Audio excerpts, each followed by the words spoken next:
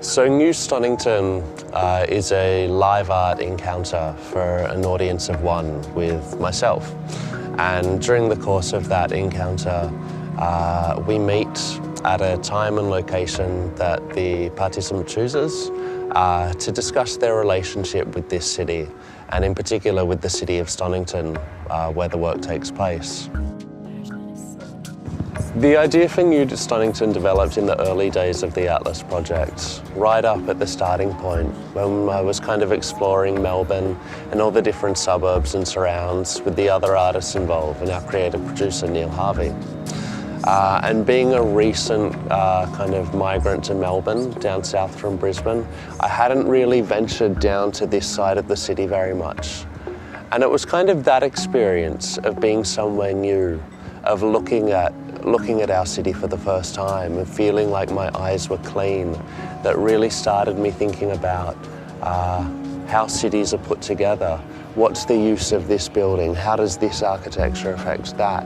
How does a community gather around its parklands or its shopping centres or its malls?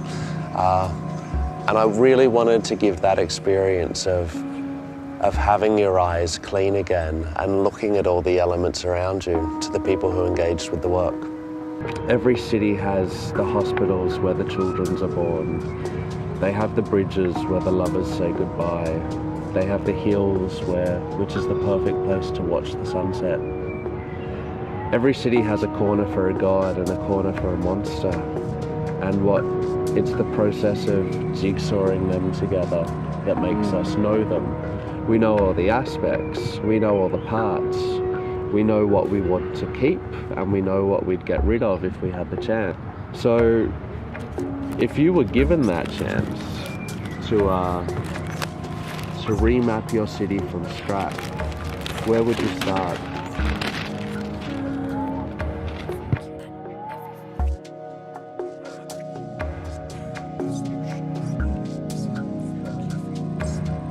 The responses and the ways that people are engaging in the work are really, really varied. Some people are taking a really pragmatic approach, choosing to kind of reconstruct the city in a very realistic way based on suburbs and communities that they know to be in Stonnington and in Melbourne.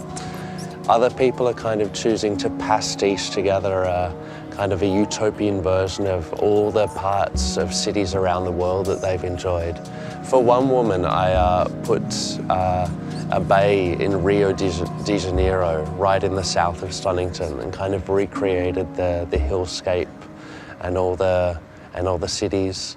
A lot of people have been asking for Central Park to be placed right down here, right in the centre of our town.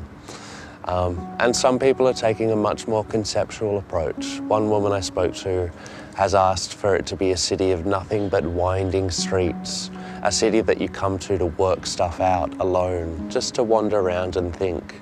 And then when you're done, you leave. And so we can idealize a utopia. We can design the perfect city and map it out and draw it on paper. But pragmatically, this is the world we have to live in. This is the world we exist in around us. Do you think the world we live in, with the city kind of growing and changing and shifting every day, is it moving closer or further away from the city you would want to live in?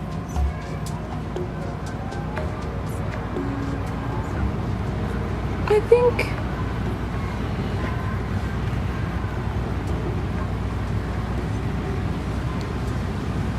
there are pockets that definitely move towards the city that I want to live in. Mm-hmm. And I think there's, I don't know, but it also makes me think this is the city I live in. I choose to live here, you know? And I choose to live here because I like living here. And I like the dirty parts and I like the shiny parts. And I know that there are always people that will support growing your own vegetables and, you know, all of that.